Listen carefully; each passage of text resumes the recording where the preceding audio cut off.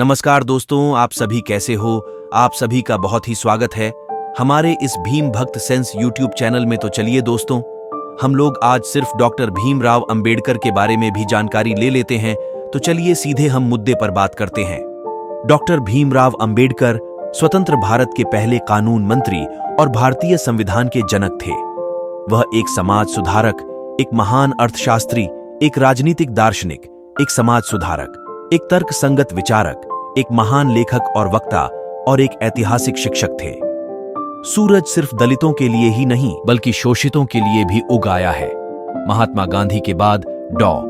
PR. Ambedkar को स्वतंत्र भारत का सबसे महान नेता माना जाता है। आइए नजर डालते हैं महान मूर्तिकार डॉ. अंबेडकर की जीवनी और उपलब्धियों पर, जिन्होंने अपना पूरा जीवन समाज को समर्पित कर दिया। जन्म बाबा साहेब डॉक्टर भीमराव अंबेडकर। कहे जाने वाले अंबेडकर का जन्म 14 अप्रैल 1851 को मऊ, उत्तर प्रदेश, भारत, अब मध्य प्रदेश में हुआ था। उनके पिता एक सैन्य स्कूल प्रशिक्षक के रूप में कार्यरत थे।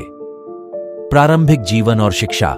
डॉक्टर भीमराव अंबेडकर का जन्म मऊ नामक निचली जाति व चमार जाति में हुआ था और उन्होंने अपनी शिक्षा को आगे बढ़ाने के लिए चतारा में स्कूल में पढ़ाई की। जब वह छोटा थे तो वह अलग मिट्टी के बर्तन से पानी पीता थे।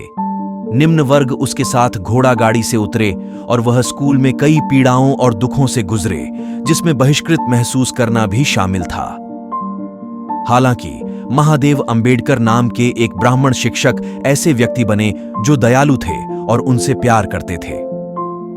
परिणाम स्वरूप उन्होंने अपने परिवार के लिए भीमराव चकपाल अंबावाडेकर के बजाय डॉक्टर भीमराव अंबेडकर नाम अपना लिया।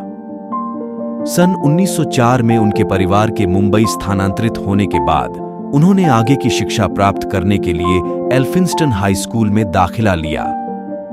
अपने परिवार की गरीबी के बावजूद उन्होंने 1907 में स्कूल की पढ़ाई पूरी की। बड़ौदा के राजा की मदद से उन्होंने बॉम्बे विश्वविद्यालय में अपनी स्नातक की शिक्षा जारी रखी और 1912 में राजनीति विज्ञान और अर्थशास्त्र में बीए की उपाधि प्राप्त की। उन्होंने कुछ समय के लिए सेना प्रमुख का पद भी संभाला। बड़ौदा के राजा का महल। उच्च शिक्षा के लिए अमेरिका की यात्रा।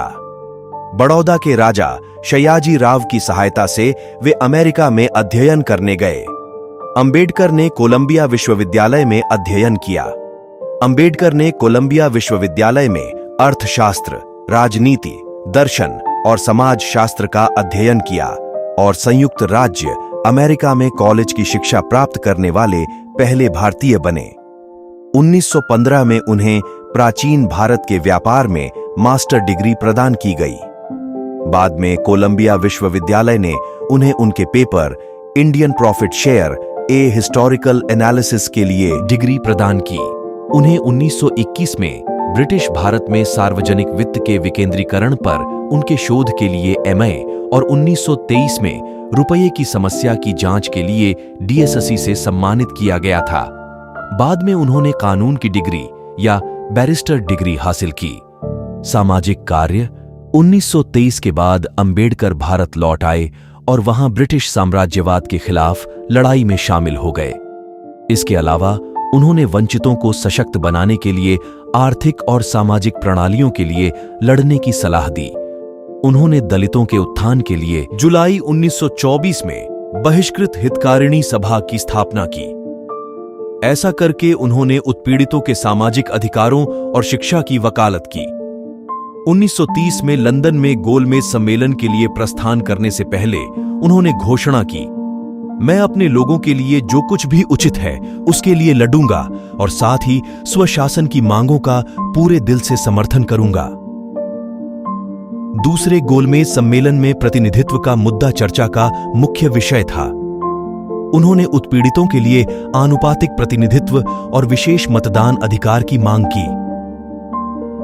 नतीजतन गरीब वर्गों को दोहरी मताधिकार प्रणाली प्राप्त हुई, जिससे उन्हें एक निर्वाचन क्षेत्र में सामान्य उम्मीदवार को चुनने के लिए एक वोट और उसी निर्वाचन क्षेत्र में निचले समुदाय के उम्मीदवार को चुनने के लिए एक वोट मिलता था।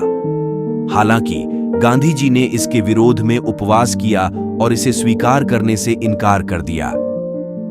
नतीजतन 24 सितंबर 1931 को गांधी जी और अंबेडकर ने पूना पैक्ट पर हस्ताक्षर किए, जिसने निचली जातियों के लिए अलग मताधिकार के खिलाफ और आम चुनावों में अलग निर्वाचन क्षेत्रों के पक्ष में संकल्प लिया। अस्पृश्यता के विरुद्ध अंबेडकर के कार्य। अंबेडकर ने 1927 में निम्न वर्ग के लोगों पर अस्पृश्यता के अत्याचारों के खिलाफ लड़ाई शुरू की। उन्होंने जाति व्यवस्था और वर्ण शिरामा धर्म के परिणाम स्वरूप होने वाले अत्याचारों दोनों का जमकर विरोध किया। इसके बाद वह 1930 में नासिक मंदिर प्रवेश के खिलाफ विरोध में विजयी रहे। उन्होंने अस्पृश्यता उन्मूलन अधिनियम पेश किया क्योंकि उनका मानना था कि अस्पृश्यता एक राजनीतिक और सामाजिक मुद्दा था। 1956 में उन्होंने अंततः बौद्ध धर्म अपना लिया।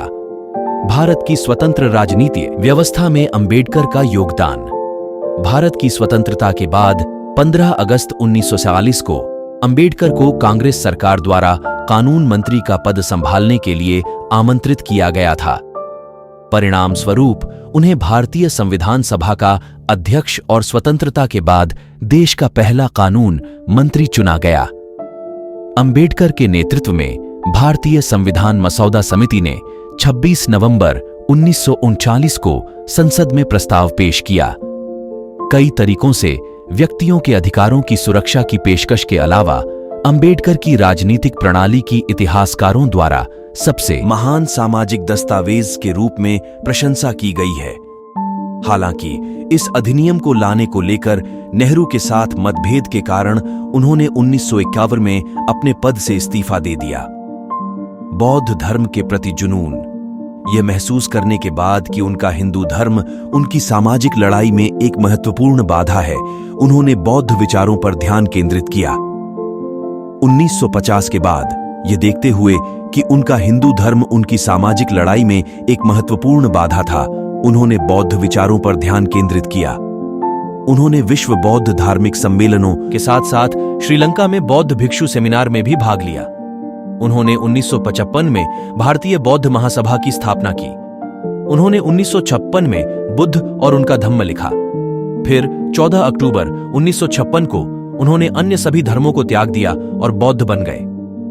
निधन सन 1955 में मधुमेह के कारण अंबेडकर की हालत खराब हो गई। 6 दिसंबर 1956 को बाबा साहेब डॉ. पी.आर. अंबेडकर, जिन्होंने अपना जीवन पीड़ितों की मदद के लिए समर्पित कर दिया, कि उनके दिल्ली स्थित घर में सोते समय मृत्यु हो गई। उनकी गहन बौद्ध भागीदारी के कारण उनके खिलाफ विरोधी नेताओं थे। समुद्र तट पर बौद्ध रीति रिवाज से अंतिम संस्कार किया गया। उनकी मृत्यु के बाद उन्हें 1990 में भारत के सर्वोच्च पुरस्कार भारत रत्न पुरस्कार से सम्मानित किया गया। और दोस्तों, आप लोगों को यह वीडियो पसंद आया तो मेरे वीडियो को लाइक और चैनल पर पहली बार है तो चैनल को कर देना है सब्सक्राइब। तो हम लोग चलते हैं दोस्तों, फिर मिलेंगे अगले एक नए वीडियो में। तब तक के लिए धन्यवाद।